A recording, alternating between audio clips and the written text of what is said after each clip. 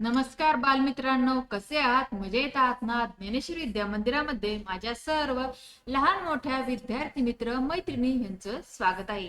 आज मी तुम्हाला आपला सगळ्यात जवळचा देव, गुरु, आपला पहिला गुरु, देव, आपल्या सोबत असणारा आपला देव, तो म्हणजे आपली आई. तर आज मी माझी आई विषयीचा निबंध तुमच्यासाठी घेऊन आलेले. हा निबंध तुम्हाला स्पर्धांसाठी नक्की उपयोगी पडेल.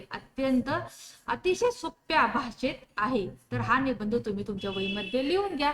तसेच मुलांना, तुम्ही जर आतापर्यंत आपल्या ज्ञानेश्वरी विद्या मंदिराला सबस्क्राईब केलं नसेल, लगेचच सबस्क्राईब करून घ्या. चला सुरू करूयात आपल्या आजच्या निबंधाला.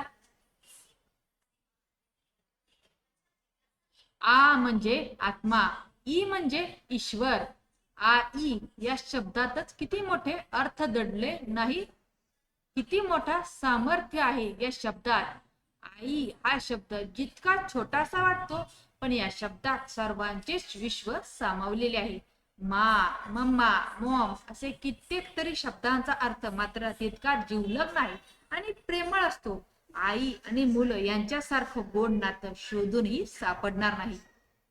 आईसारखे दैवत साऱ्या जगतातच नाही. म्हणून श्रीकाराच्या नंतर शिकणे अ आ इ. मुलांनो, शिकणे अ आ इ. तीच वाढवी ती सांभाळी, ती करी सेवा तिनी त्रिकाळी. देवानंतर नमवी मस्तक आईच्या पायी. पहा, आईसारखे दैवत साऱ्या जगतात नाही. म्हणून श्रीकाराच्या नंतर शिकणे अ आ इ. मुलांनो, शिकणे अ आ इ. तीच वाढवी ती सांभाळी, ती करी सेवा तिनी त्रिकाळी. देवानंतर नमवी मस्तक आईच्या पायी. आईची थोरवी वर्णन करताना महात्मा गांधी म्हणतात, एक चांगली आई 100 शिक्षकांहून श्रेष्ठ असते.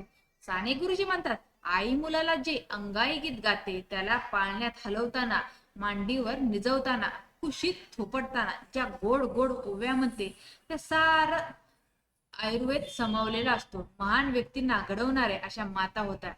त्या मातांपैकी एका मातेचा आवर्जून उल्लेख करावा वाटतो, तो म्हणजे जिजाऊ मातेचा.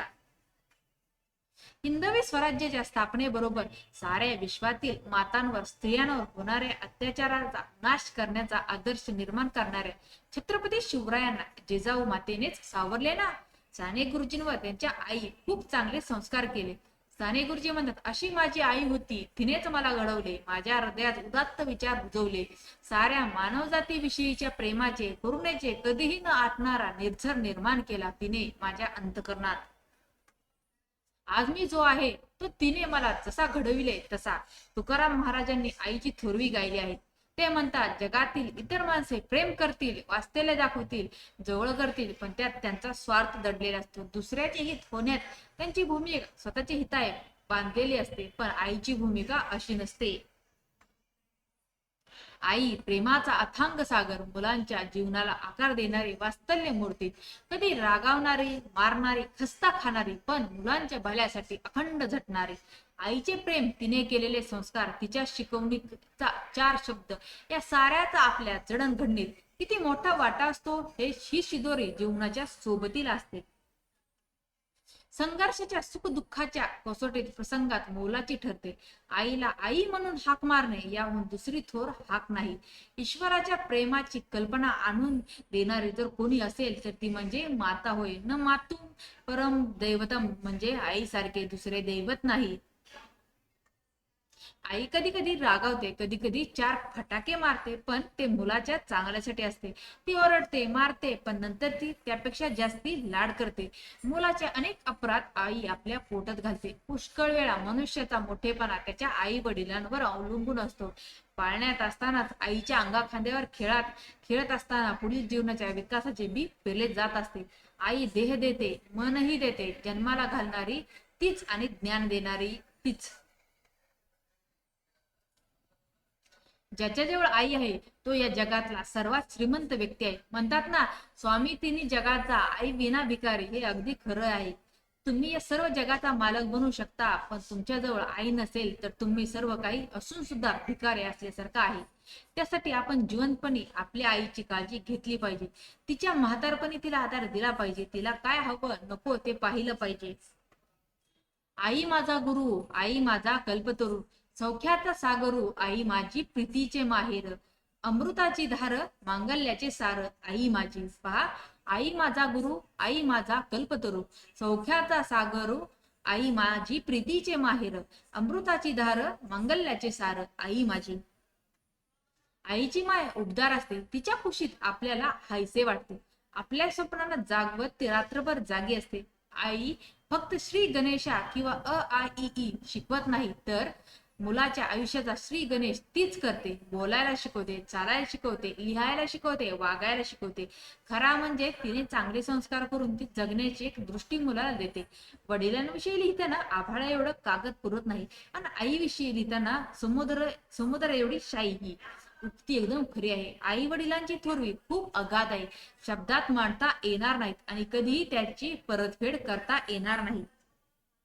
आजकाल मुलं परदेशात निघून जातात, म्हातारे आई वडिलांना एकट्याला मायदेशात सोडून जातात. पैसे पाठवून देतात पण त्यांची साथ देत नाहीत. वर्ष आई वडिलांकडे येत नाहीत. ज्या मुलांना आई मोठा करते तिलाच आजकाल मुलं बोलतात की आई कुठे काय करते, आई तर घरात असते. पण घरातील काम हे काही सोपे काम नसते, आणि ते आव्हान ते हसत खेळत पेलते, त्यात ती कोणाच्या मदतीची अपेक्षा न करता. घर सुटतं पण आठवण कधीच सुटत नाही. जीवनात आई नावाचं पान कधीच मिटत नाही. सारा जन्म चालून पाय जेव्हा थकून जातात, शेवटच्या श्वासाबरोबर आई हेच शब्द राहतात. पायाला ठेस लागली की पहिला शब्द तोंडात येतो, आई ग. मग आई धावत येऊन औषध लावते, आपल्याला जवळ घेते तिच्या पंखाखाली. मग सगळे दुःख विसरल्यासारखे होते. बाबा ओरडले तर जवळ आई घेते. आपल्याला त्रास झाला की आईचे डोळे आपोआप पाणवतात.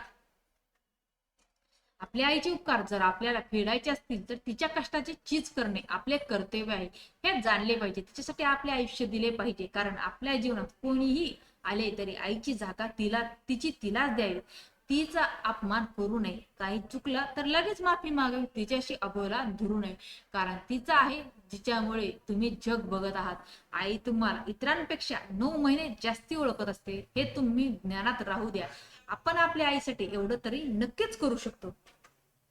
दिला जन्म तू विश्व हे दाविलेस, किती कष्ट माये सुखे राहिलेस साहिलेस, जिन्या लागी आकार माझ्या दिलास, तुझ्या वंदितो माऊली पावलास. पहा, दिला जन्म तू विश्व हे दाविलेस, किती कष्ट माये सुखे साहिलेस, जिन्या लागी आकार माझ्या दिलास, तुझ्या वंदितो माऊली पावलास. तर अशा प्रकारे माझी आई विषयीचा निबंध संपलेला आहे. जर तुम्हाला आजचा हा निबंध आवडला असेल तर निबंधाला जास्त शेअर करा. चॅनेलवर नसेल चॅनेलला सबस्क्राईब करा. धन्यवाद.